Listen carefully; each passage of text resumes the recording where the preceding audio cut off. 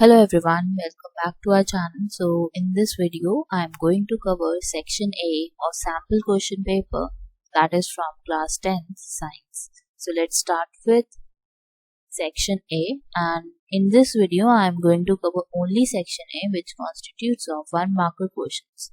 So let's start with question number 1. It says list any two observations when ferrous sulfate is heated in a dry test tube. तो जब हम dry test tube में ferrous sulphate को burn करते हैं, so we get 3 components. One is ferric oxide, other is sulphur dioxide and third is sulphur trioxide. So यहाँ पे हमें ये तो नहीं बताना, हमें ऑब्जर्वेशंस बतानी है. हमें बताना है कि उसके कलर में कोई चेंज आता है, उसकी स्टेट में कोई चेंज आता है, तो ये सारी चीजें हमें बतानी. सो फेरस सल्फेट जो होता है वो लाइट ग्रीन कलर का होता है और उसका जो कलर होता है वो किस में चेंज हो जाता है, रेडिश ब्राउन में, क्योंकि कंपोनेंट हमारा चेंज हो रहा है. मैंने बताया अभी आपको कि फेरस सल्फेट है और जब हम उसको हीट करते हैं तो उससे हमें फेरिक ऑक्साइड मिल जाता है which is red in colour, reddish brown in colour. So this is the first point. Other is we get a gas, और गैस कौन सी मिल रही है, sulphur dioxide, sulphur trioxide, which are colourless gas. So colorless gas is evolved. So these are the two observations you can write. अगर आप ये वाला अटेम्प्ट नहीं करना चाहते, नीचे वाला अटेम्प्ट करना चाहते हैं, तो हम उसका भी आंसर देते हैं. So it is written there. Identify the products formed when 1 ml of dilute hydrochloric acid is added to 1 gram of sodium metal. So आपके पास बात हो रही है, सोडियम मेटल है, HCl है. Now they want you to write the products. Products क्या बनेंगे हमारा, Cl और Na तो मिल जाएगा आपस में और वो सोडियम क्लोराइड बना लेगा. सॉल्ट मिल गया हमें, सॉल्ट के साथ क्या मिलता है हमें, H से हाइड्रोजन गैस. सो दो एंड प्रोडक्ट्स आ रहे हैं, one is sodium chloride and other is hydrogen gas. So you can mention that. So let's do question number 2 now. So it says write the chemical name and chemical formula of the salt used to remove permanent hardness of water. तो होता क्या है, washing soda होता है, लेकिन उन्होंने हमसे पूछा क्या है, उन्होंने पूछा केमिकल नेम बताओ और केमिकल फॉर्मूला बताओ. तो केमिकल नेम क्या होता है उसका, it is sodium carbonate. So sodium carbonate कैसे लिखते हैं, Na2CO3. अब जो उसके आगे होता है 10H2O, 10H2O को हम क्या बोलते हैं, हम बोलते हैं डेका. 10 के लिए हम डेका लगाते हैं, H2O के लिए हम हाइड्रेट लगाते हैं. तो केमिकल नेम क्या हो गया इसका, chemical name is sodium carbonate and decahydrate. This is why. And Na2CO3 dot 10H2O क्या हो गया हमारा chemical formula.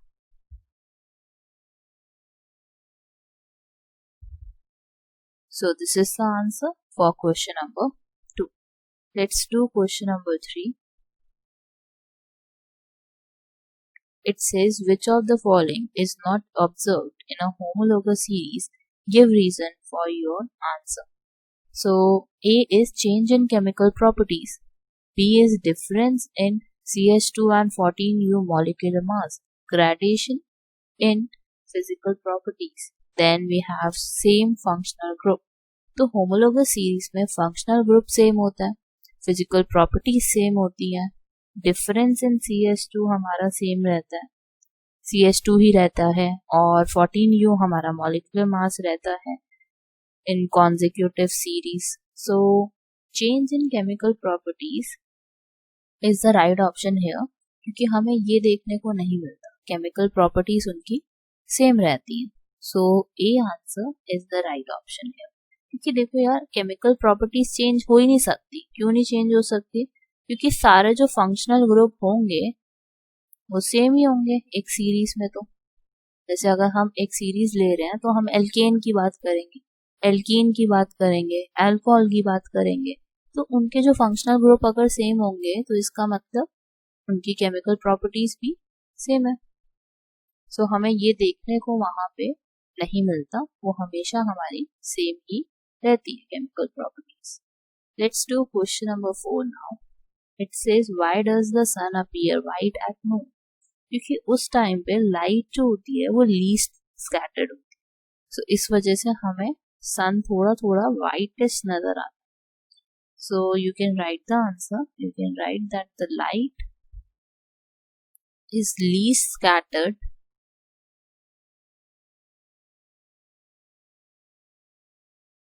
at noon. Let's do question number 5 now. It says both a spherical mirror and a thin spherical lens have a focal length of minus 15 centimeter. What type of mirror and lens are these? So basically जो हमारा answer होगा it will be concave. Concave mirror and concave lens, दोनों के ही case में आपको focal length देखने को मिलेगी नेगेटिव में, in negative. So this is the answer for question number 5। Let's do question number 6। It says the image formed by a concave mirror is observed to be real, inverted and larger than the object. Where is the object placed? तो ऐसे questions आपको बहुत देखने को मिलेंगे जहाँ पे आपको कंडीशन दी जाएगी और ये बताया जाएगा कि कहाँ पे हमारी पोजीशनिंग है, कैसे आपका ऑब्जेक्ट आ रहा है, और आपको पोजीशन बतानी है यहाँ पे कि ऑब्जेक्ट की पोजीशन का क्या है। सो बेसिकली यहाँ पे जो आपकी पोजीशन होगी it will be between the principal focus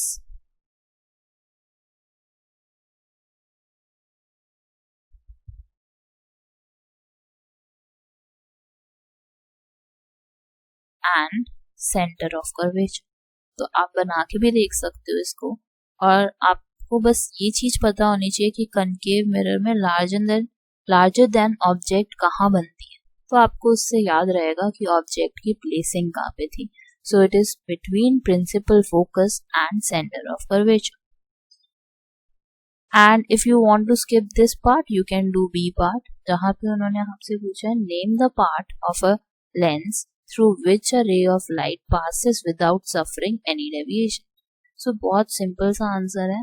अगर हम कोई भी लेंस ले लेते हैं तो उसमें आपको एक पॉइंट ऐसा होता है जहां से हमारी जो रे होती है वो बिना रिफ्लेक्ट किए या बिना डेविएट हुए सीधा ही निकल जाती है, तो उस सेंटर को हम क्या बोलते हैं? Optical centre. So same with other lens, वहां पे भी ऑप्टिकल सेंटर ही हमारा आंसर रहेगा, right? So this is the end for question number 6। Let's do question number 7। So it says in the arrangement shown in figure there are two coils wound on a non-conducting cylindrical rod. तो ये जो rod है हमारे पास it is non-conducting. Initial the key is not inserted in the circuit. Later the key is inserted and then removed shortly after. What are the two observations that can be noted from the galvanometer reading? तो होगा क्या, एकदम से reflection show करेगा galvanometer. क्यों show करेगा? क्योंकि यहाँ पे जैसे ही हमारा करंट बनना शुरू होगा तो हमारा जो करंट होता है या इलेक्ट्रोमैग्नेटिक इंडक्शन बोलते हैं हम उसको, तो वो डिफ्लेक्शन हमें कॉइल 2 में भी नजर आएगी, क्योंकि हमारा ये प्रोसेस होता है इलेक्ट्रोमैग्नेटिक इंडक्शन का। और करंट हमारा कहाँ से कहाँ फ्लो करेगा? From this to this. तो जो आपका डिफ्लेक्शन होगा ना it will be in opposite direction. So you can even write that there will be some deflection in galvanometer. और जैसे ही अगर हम पहले की बात करें तो पहले इन्होंने क्या बोला कि की is not inserted in the circuit, इसका मतलब हमारा सर्किट चल रहा है। अगर की इंसर्टेड नहीं है तो करंट फॉर्म हो रहा है पहले केस में, तो करंट जब फॉर्म होगा तो यहाँ पे गैल्वेनोमीटर में आपको डिफ्लेक्शन नजर आएगी। अब उन्होंने बोला कि हम की को इंसर्ट कर रहे हैं, इसका मतलब हमारा सर्किट टूट गया है। अब यहाँ पे हमारी करंट नहीं फ्लो हो रहा, और करंट नहीं फ्लो होगा तो गैल्वेनोमीटर की जो रीडिंग होगी वो 0 पे आ जाएगी। अब उन्होंने बोला फिर से हटा दिया हमने की को, तो की जैसे ही हटाओगे फिर से आपको गैल्वेनोमीटर में डिफ्लेक्शन शो होने लग जाए. सो this is how you can right this answer.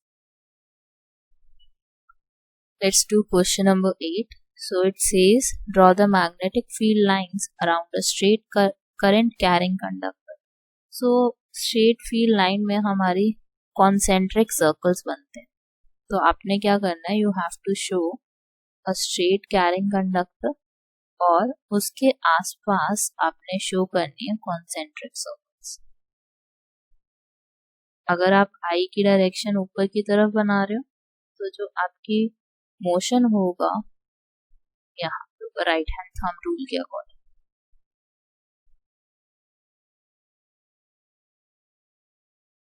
So you can show at least 3 circles, उससे आपका काम हो जाएगा. सो आई की डायरेक्शन जरूर शो कर देना और करंट आई तो ये हो गया हमारा करंट ये हो गया, और मैग्नेटिक फील्ड की डायरेक्शन जरूर शो कर देना ऑन कॉन्सेंट्रिक सर्कल्स. तो अगर आप ये बना दोगे you will get full marks. Let's do question number 9. So it says two unequal resistances are connected in parallel if you are not provided with any other parameters. ना तो हमें आई बताया गया ना तो हमें आर बताया गया. What can be said about the voltage drop across the two resistor. तो जो वोल्टेज ड्रॉप होगी इट विल बी सेम. हमने यही तो पढ़ा है कि अगर हम बात कर रहे हैं पैरेलल कंडीशन की, तो वहां पे क्या होता है, वोल्टेज ड्रॉप हमारी हर जगह सेम रहती है. So you can write that voltage drop is same across both resistor. उस पर फर्क ही नहीं पड़ता.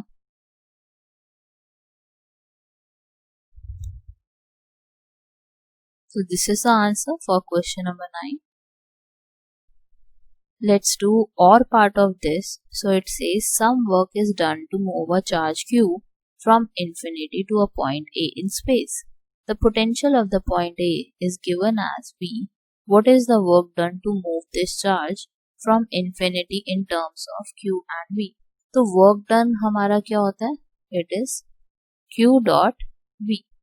Charge into potential difference. So कितना work done करना पड़ेगा? Q into V. कितना चार्ज है, कितना potential, and times. So this is question number 9. Let's do question number 10. It says veins are thin walled and have valves. Justify. So thin walls क्यों होते हैं? क्योंकि ये जो ब्लड कैरी करते हैं अपने साथ वेन्स, वहाँ पे प्रेशर बहुत कम होता है. और अगर प्रेशर कम है तो इसका मतलब दे कैन बी थिन. जो हमारी आर्टरीज होती हैं वो थिक वॉल्ड होती हैं क्योंकि उनको बहुत ज़्यादा प्रेशर झेलना पड़ता है फ्रॉम हार्ट. तो यहाँ पे जो वेन्स हैं हमारी दे आर थिन वॉल्ड. क्यों? क्योंकि जो ब्लड होता है it is not under high pressure, it is at low pressure. तो इसलिए उनको कैसा बनाया गया? Thin walled. और वेल्स का काम क्या है? It ensures blood flow in one direction. So for veins you can write that veins have thin walls because the blood is no longer under pressure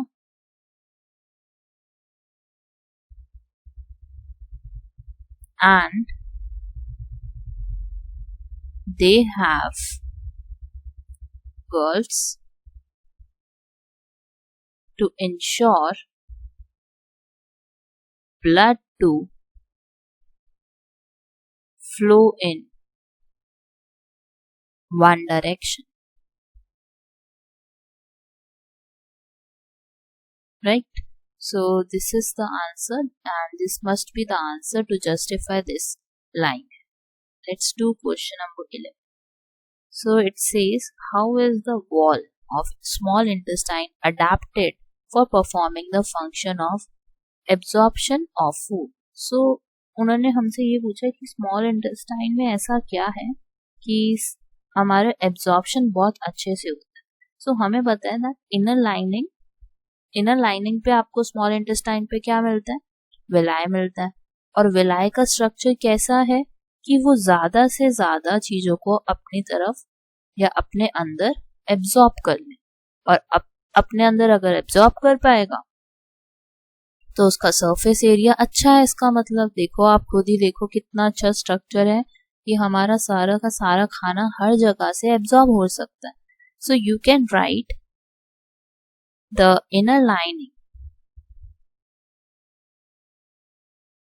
inner lining of small intestine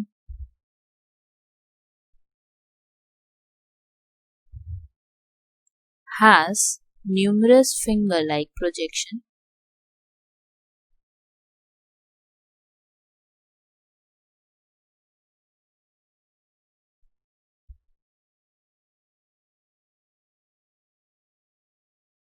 which increase the surface area for absorption.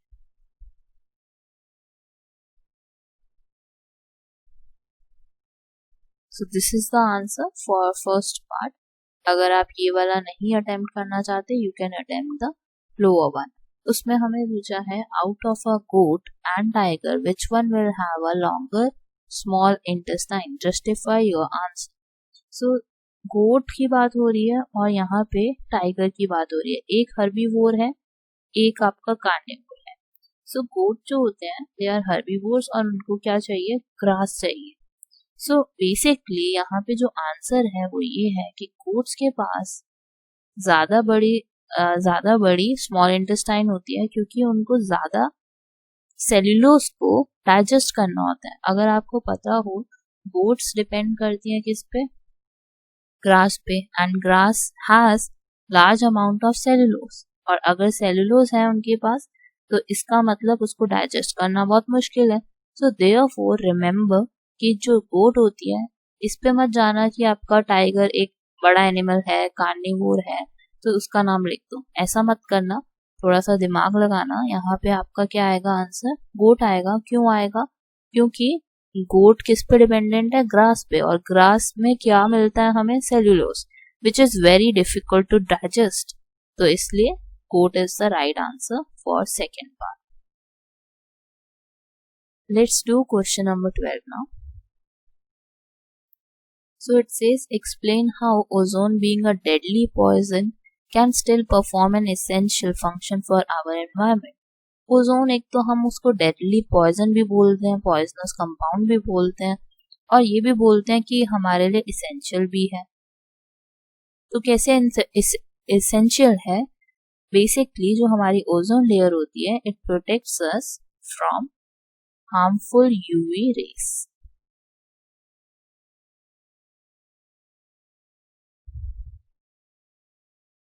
So this is the answer because it is of 1 mark. So you can write this line only and this will work for you.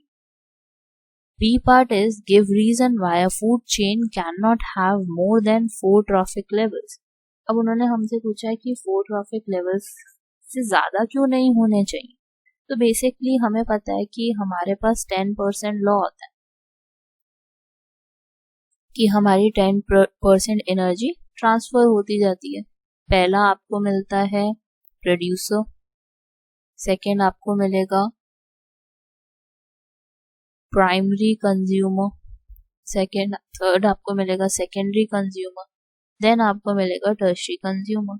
अगर हमारी energy इससे ज़्यादा बढ़ जाती है, tertiary consumer के बाद भी हमारे कोई कंज्यूमर आ जाते हैं, तो एनर्जी का बहुत ज़्यादा लॉस होगा और यूजेबल एनर्जी बहुत कम मिलेगी after 4 trophic levels.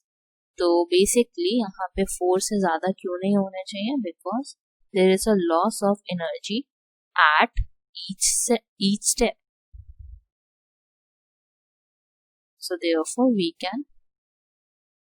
we should have less than or equal to 4 trophic levels, not more than 4 trophic levels. So remember, क्योंकि एनर्जी का बहुत ज्यादा लॉस होता है, इसीलिए रीजन यही है। Let's do question number 13. It says state the role of pancreas in digestion of food. So pancreas क्या सिक्रीट करता है, पैंक्रियास सिक्रीट करता है हमारे डाइजेस्टिव जूसेस। अब डाइजेस्टिव जूसेस का क्या काम है? डाइजेस्टिव जूसेस में आपको मिलेगा ट्रिप्सिन, आपको मिलेगा लाइपेज। सो ट्रिप्सिन का काम है टू डाइजेस्ट प्रोटीन्स। प्रोटीन्स को डाइजेस्ट करने में कौन काम आता है? Digestive juices, trypsin. ट्रिप्सिन के दूसरा आपका कौन सा है? It is lipase. और लाइपेज क्या करता है? It basically helps us to digest fats. Fats molecule को डाइजेस्ट करने में लाइपेज काम आता है, ट्रिप्सिन को डाइजेस्ट करने में प्रोटीन्स काम आते हैं। सो रिमेंबर कि pancreas secretes digestive juices and it contains different enzymes such as trypsin and lipase, and trypsin help us to digest proteins, lipase help us to digest fats. So this is the answer for question number 13. Let's do question number 14. So there are some instructions for following assertion and reason questions. सो आपको A B C I think अभी तक तो पता चल ही गया होगा कि किस में कौन सा मार्क करते हैं। ए में आपका रहता है जब आपका ए एंड आर ट्रू हो और आर उसकी करेक्ट एक्सप्लेनेशन हो असर्शन की। बी तब हम मार्क करते हैं जब A and R are true but R is not a correct explanation for the assertion. C आप तब मार्क करेंगे जब ए ट्रू होगा, आर फॉल्स होगा।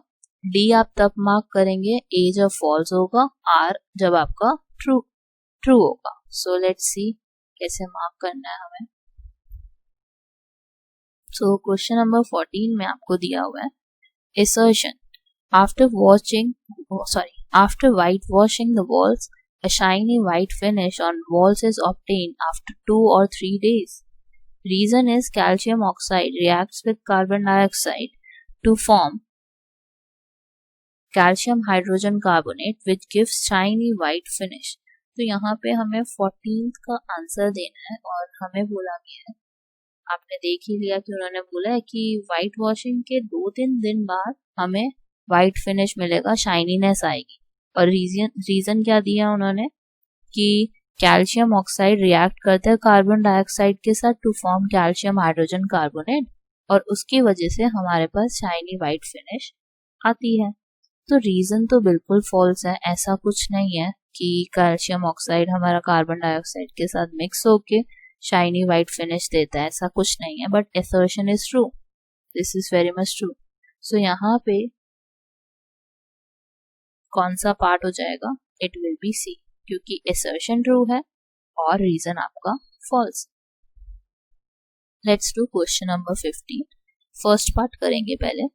assertion में आपको दिया हुआ है food chain is responsible for the entry of harmful chemicals in our bodies। तो food chain मतलब उन्होंने हमें बोला है कि food chain ही responsible है कि हमारी बॉडी में harmful chemicals होते हैं। that is right। reason the length and complexity of food chains vary greatly। so आप देख सकते हैं कि assertion और reason दोनों ही सही है। मतलब फूड चेन की अगर हम बात करें तो हार्मफुल केमिकल्स हमारी बॉडी में फूड चेन की वजह से ही आते हैं क्योंकि हम दूसरे लोगों पे डिपेंडेंट हैं। ये भी सही है कि लेंथ और complexity of food chains very greatly, हर जगह आपको अलग अलग दिखेगी फूड चेन। तो दोनों ही करेक्ट हैं बट इसकी ये एक्सप्लेनेशन नहीं है, राइट। तो अगर इसका एक्सप्लेनेशन ये नहीं है तो इसको हम कौन सा पॉइंटर देंगे? बी। जब हमारे असर्शन और रीजन ट्रू होते हैं बट एग्जैक्ट एक्सप्लेनेशन नहीं होती ए पार्ट की, तो आपको बी पार्ट मार्क कर। लेट्स डू और part of this. So it says greater number of individuals are present in lower trophic levels. This is assertion. Reason आपको दिया जा रहा है the flow of energy is unidirectional. तो यहाँ पे तो इससे तो कोई रिलेट ही नहीं कर रहा। मतलब उन्होंने ये बोला है कि आपको जो फूड चेन होती है उसमें एनर्जी यूनिडायरेक्शनल है। This is very true. एक ही जगह से दूसरी जगह पे ट्रांसफर करती है, वापस तो आती ही नहीं है एनर्जी, राइट। और ये भी सही है कि ग्रेटर नंबर ऑफ इंडिविजुअल्स हमें देखने को मिलते हैं ट्रॉफिक लेवल में, बहुत ज्यादा है, लेकिन इन दोनों का कोई रिलेशन नहीं है आपस में। So again B part. अगर रिलेशन होता तो हम A लिखते। Let's do question number 16 now. It says genetics crossed a pea plant having violet flowers with a pea plant with white flowers. He got all violet flowers in first generation. Right? तो यहाँ पे इन्होंने basically हमें ये बताया कि dominancy किसकी है यहाँ पे, वायलेट की, कि हमें सारे फर्स्ट जनरेशन में वायलेट फ्लावर्स ही मिले हैं। Reason is white colour gene is not passed on to next generation.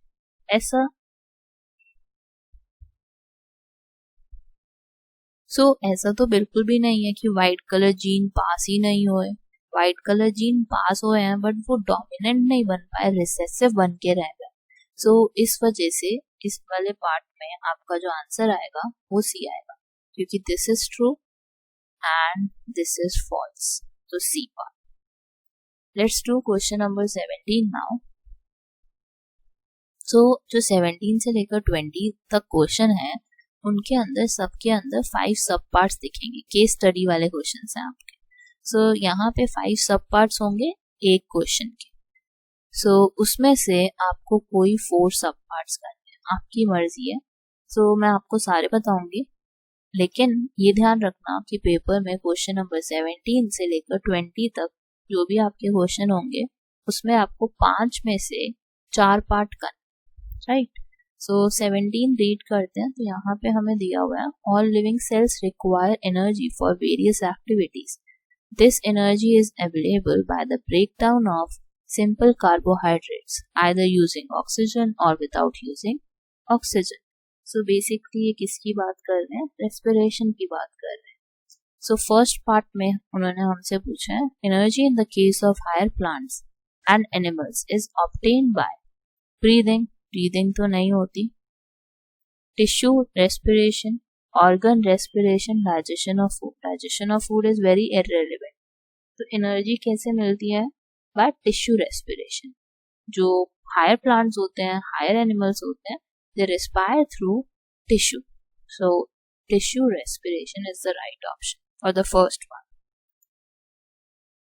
Let's do second part. यहाँ पे हमें ग्राफ दिया हुआ है और ये एथलीट के ग्राफ बनाए हैं इन्होंने, कि एक रेस चल रही है और उसके रेस्पिरेशन चेक कर रहे हैं वो, और ये देख रहे हैं कि लैक्टिक एसिड कंसंट्रेशन कितना बढ़ रहा है। आप देख सकते हैं 0 पे ए पे है, 30 पे थोड़ा ज़्यादा इंक्रीज हो गया लैक्टिक एसिड, डी पे एकदम से इंक्रीज हुआ था, फिर थोड़े टाइम बाद ई पे आ गया, नीचे गिर गया। वो ये जानना चाहते हैं कि यहाँ पे कौन सा प्रोसेस हो रहा है, कौन सा प्रोसेस है। तो रेस्पिरेशन इन एथलीट्स, एथलीट में इसका मतलब ऑक्सीजन पूरी तरह से नहीं जा रहा। तो अगर ऑक्सीजन पूरी तरह से नहीं जा रहा, वो ब्रीथ नहीं कर पा रहा, तो इसका मतलब कौन सा रेस्पिरेशन हुआ, इट इज एनारोबिक रेस्पिरेशन, क्योंकि लैक्टिक एसिड फॉर्म हो रहा है यहाँ पे। और लैक्टिक एसिड किस में फॉर्म होता है, एनारोबिक रेस्पिरेशन में, जब ऑक्सीजन कम रहती। Let's do third part now. Again a graph is there and you have to see the graph and then you have to find the right option from the second slide I will show you. तो यहाँ पे एक तो plot A दिखाया हुआ है red वाले से, और एक आपको प्लॉट B दिखाया हुआ है। तो यहाँ पे एक्स एक्सिस पे आप देख सकते हैं लिखा हुआ है time running at full speed. Time मतलब चलता जा रहा है मिनट्स के अकॉर्डिंग। एनर्जी सप्लाई कितनी है, ए में आप देख सकते हैं एकदम से इंक्रीज हुआ और फिर सैचुरेट हो गया। सैचुरेट मतलब कि एक ही वैल्यू पे चलता जा रहा है। प्लॉट बी में आप देख सकते हैं एकदम से इंक्रीज हुआ और एकदम से डिक्रीज हुआ, तो एनर्जी सप्लाई हमारी कम हो गई। ये हमें दिखा रहे हैं एथलीट के लिए, कि एथलीट हमारा बिल्कुल फुल स्पीड में भाग रहा है, और जैसे जैसे टाइम बढ़ता जा रहा है तो प्लॉट ए का कैसा एनर्जी है, बहुत ज्यादा है। लेकिन प्लॉट में भी बी में भी एनर्जी बनी थी, लेकिन फिर डिक्रीज हो गई एकदम से। तो देखते हैं कि एनर्जी सप्लाई प्लॉट बी में क्यों कम हुई है और प्लॉट ए में क्यों ज्यादा है। यहाँ पे हमें ढूंढना है कि कौन सा कॉम्बिनेशन सबसे सही बैठ रहा है, प्लॉट ए के लिए, प्लॉट बी के लिए, और उसकी जस्टिफिकेशन भी आपको चेक करनी कि सही है या नहीं। तो अब दोबारा से दिखाती हूँ। प्लॉट ए में देखो बहुत ज्यादा एनर्जी रह रही है, प्लॉट बी में एनर्जी थी लेकिन कम हो गई। इसका मतलब जो फर्स्ट वाला है वो हमारा एरोबिक है और सेकंड वाला जो है हमारा वो एनारोबिक है। ये तो समझ आ गया कि energy come. But aerobic anaerobic के दो पार्ट्स हैं यहाँ पे, देखो ए भी है और बी भी है। तो हमें ये देखना है कि जस्टिफिकेशन किसकी सही है। फर्स्ट वाली देखते हैं, उसमें लिखा है amount of energy is low and inconsistent in aerobic and high in anaerobic. So this is very wrong. Amount of energy किसमें हाई, बहुत ज्यादा हाई है, और कंसिस्टेंस किसमें, एरोबिक में कंसिस्टेंट है।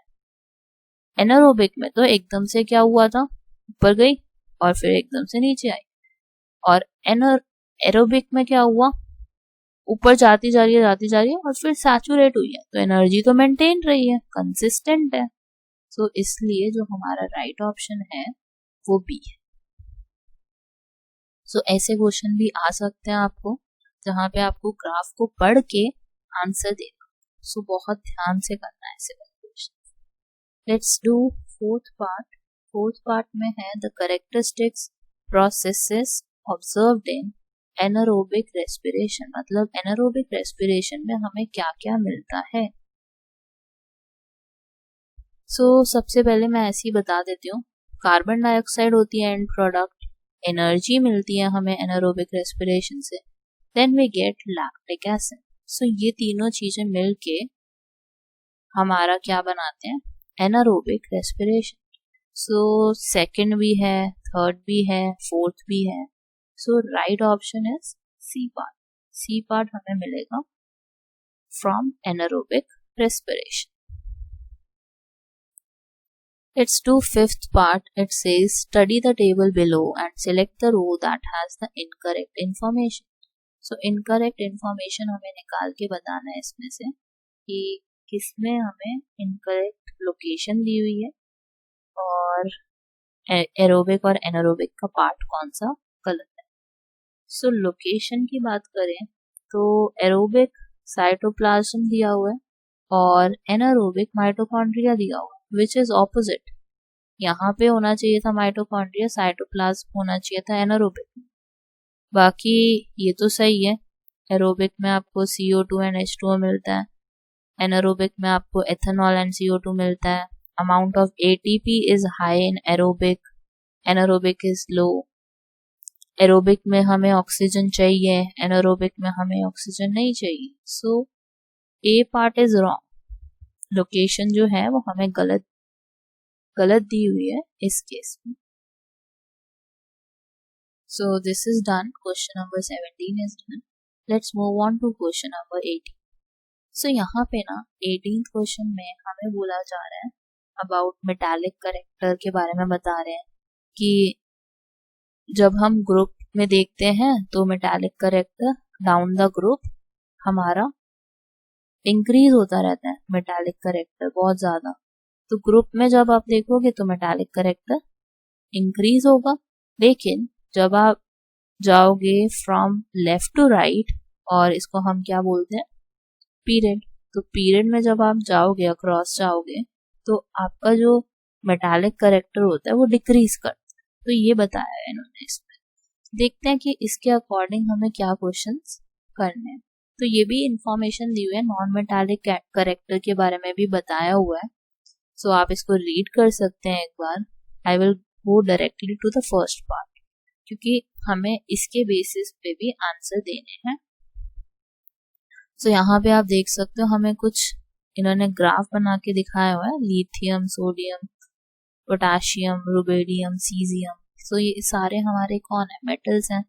ये फ्लोरीन, ब्रोमाइड, आयोडीन, ये हमारे नॉन मेटल्स हो गए। तो इनके बारे में हमें कुछ स्टडी करनी है और इन्हीं के रिलेटेड हमें कुछ आंसर्स देने। सबसे पहला आंसर हमें पूछा गया है, क्वेश्चन पूछा गया है, which of the following correctly represents the decreasing order of metallic character of alkali metals plotted in the graph? तो यहाँ पे डिक्रीजिंग ऑर्डर हमें बताना है सीजियम, रुबेडियम, लिथियम, सोडियम और पोटेशियम। तो हमें बताना है according to their metallic character, decreasing order of metallic character. तो आप यहाँ पे देख सकते हो कि सीजियम का जो एटॉमिक नंबर है वो सबसे ज्यादा है। इसका मतलब जो हमारा सीजियम होगा उसका मेटालिक कैरेक्टर ज्यादा होगा as compared to rubidium, as compared to potassium, then sodium, then lithium. So this is the right option. अब इसमें से कौन सा है?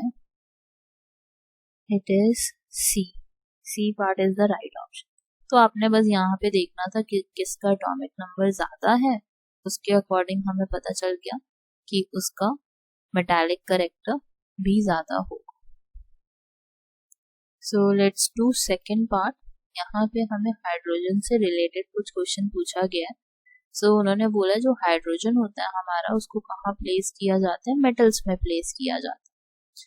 सो although it shows non metallic character, उन्होंने बोला कि करेक्टर तो उसका नॉन मेटालिक है। अभी तक भी प्रूफ नहीं हो पाया कि हाइड्रोजन हमारा मेटल है या नॉन मेटल है। अभी भी बहुत ज्यादा इसके ऊपर वर्क हो रहा है कि हाइड्रोजन का पता लगा सके कि मेटल की तरह बिहेव करता है या नॉन मेटल की तरह बिहेव करता है।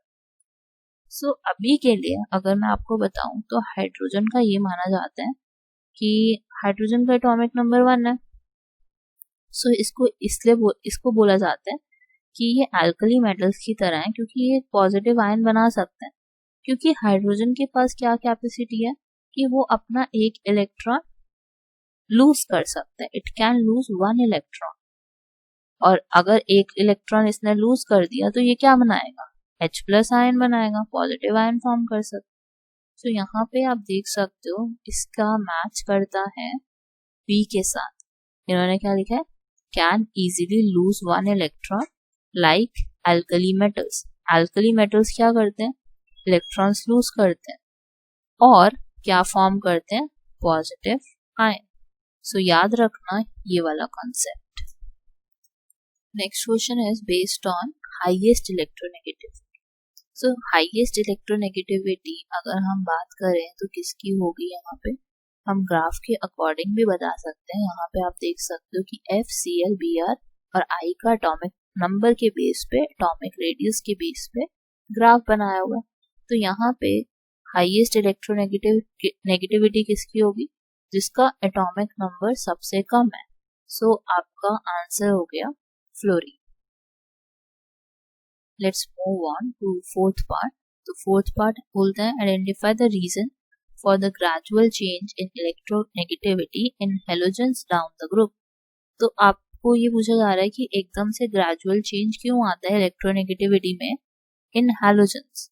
हेलोजेंस कौन होते हैं हमारे? Fluorine, chlorine. तो ये सारे हमारे हेलोजेंस हैं। अब हम देखते हैं कि इनकी इलेक्ट्रोनेगेटिविटी क्यों इतनी जल्दी चेंज होती है और डाउन द ग्रुप में ही चेंज होती है। सो बेसिकली जो इलेक्ट्रोनेगेटिविटी होती है, अगर हम हेलोजेंस की बात करें तो ग्रुप में नीचे जाते हैं हम हेलोजेंस के केस में। तो ग्रुप में जैसे ही आप डाउन द ग्रुप जाओगे तो आपका जो एटॉमिक रेडियस होगा वो बढ़ेगा, और इन सब की टेंडेंसी कैसे बढ़ेगी? टेंडेंसी बढ़ जाएगी। टेंडेंसी किस टर्म्स में बढ़ेगी? इलेक्ट्रॉन गेन करने के टर्म्स में। इलेक्ट्रॉन गेन करने के टर्म्स में इनकी टेंडेंसी कम होती जाएगी। क्यों? क्योंकि हमारा एटॉमिक रेडियस बढ़ता जा रहा है डाउन द ग्रुप, और अगर डाउन द ग्रुप हमारा एटॉमिक रेडियस बढ़ता जाएगा तो इनकी tendency to gain electrons decrease करती जाती है, which is right option as C part. Let's do fifth part of question number 18. So it says fluorine has smaller atomic radius than lithium. Fluorine का 72 picometre दिया हुआ है और lithium का 152 picometre दिया हुआ है। तो हमें राइट ऑप्शन बताना है। पहला इन्होंने बोला है कि they are from the same group, atomic size increases down the group. ऐसा तो नहीं है कि ये सेम ग्रुप के होते हैं, they can be from different groups. Next है हमारा F and Li are in the same period. Same period में तो होते हैं, लेकिन इसका आगे वाला पार्ट भी हमें पढ़ना पड़ेगा। उन्होंने बोला atomic size increases across the period due to increase in number of shells. So number of shells अगर हम बढ़ाएंगे तो एटॉमिक साइज इंक्रीज हो, ये जरूरी नहीं है in the same period. So this is wrong again. Same group के नहीं है तो इसलिए I am cutting down this. और F and L I are in the same period, that is right. Same period में एग्जिस्ट करते हैं, ये ठीक है। Across the period atomic size radius decreases from left to right, this is right. तो अगर आप टेबल में देखोगे तो आपको समझ आ जाएगा कि एफ एंड एल आई कैसे इंक्रीज और डिक्रीज करते हैं across the period. Let's do question number 19. So here a case study is there on the basis of telescopes. So यहाँ पे हमें दिया हुआ है Sumati wanted to see the stars of the night sky. She knows that she needs a telescope to see those distant stars. She finds out that the telescopes which are made of lenses are called refracting telescopes and the ones which are made of mirrors are called reflecting telescopes. तो दो चीजों की बात की जा रही है, एक तो रिफ्रैक्टिंग टेलीस्कोप्स और दूसरा reflecting telescope. So she decided to make a refracting telescope. उसने डिसाइड किया that she have to make a refracting telescope. She bought two lenses L1 and L2, out of which L1 was bigger and L2 was smaller. दो lenses लिए, एक का size बड़ा है, दूसरे का साइज छोटा है। The larger lens gathers and bends the light. जो उन्होंने बोला कि जो L1 लेंस है वो क्या करेगी, लाइट को गैदर करेगी और बेंड करेगी, इसका मतलब रिफ्रैक्शन हो रहा है। While the smaller lens magnifies the image, smaller lens क्या कर रही है, मैग्नीफाई कर रही है इमेज को। तो यहाँ पे फंक्शनिंग बता दी लार्जर लेंस की और स्मॉलर लेंस की। Let's read further. So to see far away, she needs a big powerful lens. Unfortunately, she realized that a big lens is very heavy. Heavy lenses are hard to make and difficult to hold in the right place. Since the light is passing through the lens, the surface of the lens has to be extremely smooth. Any flaws in the lens will change the image. It would be like looking through a dirty window. तो उन्होंने हमें एक learning दी है कि अगर आपको telescope बनाना है तो आपकी लेंस और आपकी जो जगह है वो काफी ज्यादा स्मूथ होनी चाहिए ताकि उसमें वो फिट हो जाए। अगर फिट नहीं होगी तो हमें ढंग से इमेज नजर नहीं आएगी। सो आप यहाँ पे देख सकते हैं कि यहाँ पे दो आईपीस यूज किए गए हैं। L1 is bigger than L2। यहाँ पे हमारी इमेज है, इमेज बन रही है और कहाँ पे बनेगी, आई पे बनेगी। सो लेट्स सी कि हमसे क्या पूछा गया। First is based on the diagram shown, what kind of lenses would Sumati need to make the telescope? तो उनको कौन सी lenses चाहिए होंगी वो आपको बताना है। तो I think most best one out of this is convex lens, क्योंकि उन्हें larger image देखनी है, बड़ी image देखनी है ऑब्जेक्ट की, तो इसलिए उनको convex lens बेस्ट रहेगी। और टेलीस्कोप्स में convex lens ही ज्यादातर लगती है। Let's do second part. It says if the powers of the lens L1 and L2 are in the ratio of 4:1. So power का फॉर्मूला क्या होता है on the basis of focal length? It is 1/f. तो यहाँ पे दो lenses हैं तो P1 equal to 1/f1, P2 is equal to 1/f2. So first वाले की जो पावर है वो 4 है और सेकेंड वाले की अकॉर्डिंग टू रेशियो 1 है। सो हमारा F1 कितना आ जाएगा 1/4, F2 कितना आ जाएगा क्रॉस मल्टीप्लीकेशन से 1। अगर आपको इसकी रेशियो निकालनी है F1/F2 तो कैसे निकालोगे 1/4/1। तो आपका रेशियो कितना हो गया यार 1:4 which is P part. It is very simple. F1 निकाला, F2 निकाला, उसका रेशियो निकाल दिया। सो 1:4। Let's do third part. It says what is the formula for magnification obtained with a lens. So lens में होता है height of image to height of object, which is A part. Fourth is Sumati did some preliminary experiment with the lenses and found out that the magnification of the eyepiece L2 is 3. Magnification उसने निकाली है L2 की 3 आई है.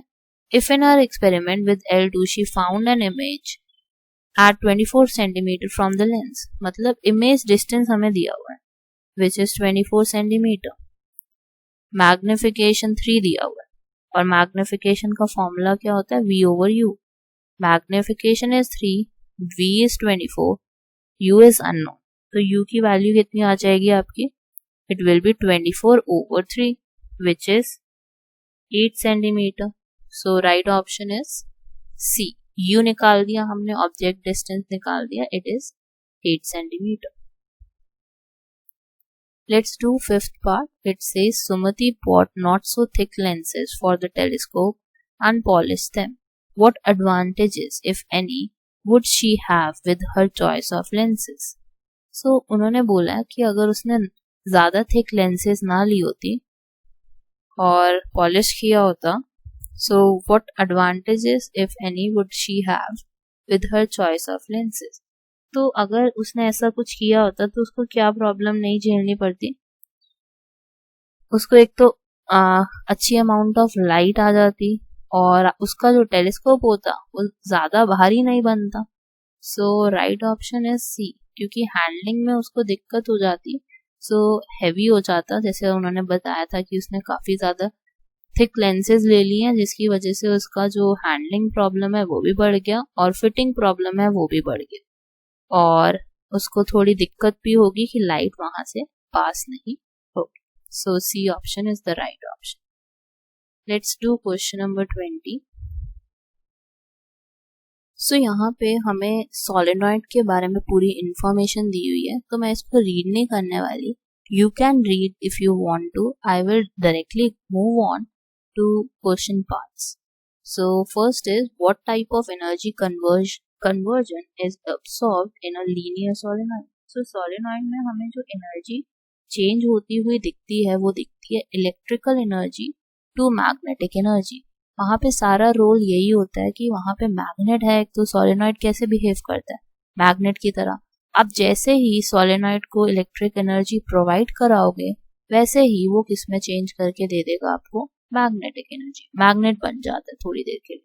सो it is electrical to magnetic energy. Second is what will happen if a soft iron bar is placed inside the solenoid. So solenoid के अंदर अगर आप एक सॉफ्ट आयरन बार प्लेस करोगे तो होगा क्या, बार आपका मैग्नेटाइज हो जाएगा. मैग्नेटाइज हो जाएगा जब तक उसके अंदर करंट है. So answer is B, bar will be magnetised as long as there is current in the circuit. तो सोलेनॉइड में हमेशा याद रखना टेम्परेरी मैग्नेट बन सकता है, परमानेंट मैग्नेट नहीं बन सकता. Let's move on to third part. It says magnetic field lines produced inside the solenoid are similar to that of bar magnet. That's right. कि जो हमारा मैग्नेटिक फील्ड होती है सोलेनॉइड के अक्रॉस वो बिल्कुल सेम होती है बार मैग्नेट जैसी. Fourth is, after analyzing the graph, a student writes the following statement. So कुछ statements लिखी है उन्होंने, हमें बताना है कि कौन सी statement सही है. First is, the magnetic field produced by the solenoid is inversely proportional to the current, which is wrong. Magnetic field produced by the solenoid is directly proportional to the current. This is right. Second is right. कि magnetic field जितनी आप बढ़ाओगे उतना ज़्यादा current बढ़ेगा, या current जितना ज़्यादा बढ़ाओगे उतनी ज़्यादा फील्ड बढ़ेगी. Third is magnetic field produced by the solenoid is directly proportional to square of the current. I square नहीं होता, only I. The magnetic field produced by the solenoid is independent of the current. This is wrong, ऐसा बिल्कुल भी नहीं है. So only two, D part. Let's do fifth part. It says from the graph deduce which of the following statement is correct. So graph तो यहाँ पे नहीं है, लेकिन अगर आप अपने उसमें देखोगे पेपर में देखोगे तो आपको नजर आएगा कि वहां पे 0.8 एम्पियर पे आपका जो ग्राफ है, मैग्नेटिक फील्ड जो है वो 13 है, 13 MT मिली टेस्ला। तो 13 मिली टेस्ला पे आ रही है आपकी वैल्यू, वो ना ऐसे स्ट्रेट लाइन जाएगी, आप देखोगे कि कहाँ पे उन दोनों का इंटरसेक्शन है। तो आपको ग्राफ रीड करना आना चाहिए, तो वहां पे आपको नजर आएगा कि 0.8 एम्पियर पे 13 मिली टेस्ला उसकी रेंज है। So option A here is the right option कि 0.8 एम्पियर पे आपको 13 मिली टेस्ला आंसर नजर आएगा। So this is the answer for question number 20. I hope you learned something today. So thank you for watching this. I will start with section B in the next video. So stay tuned with us and subscribe to our channel. Thank you.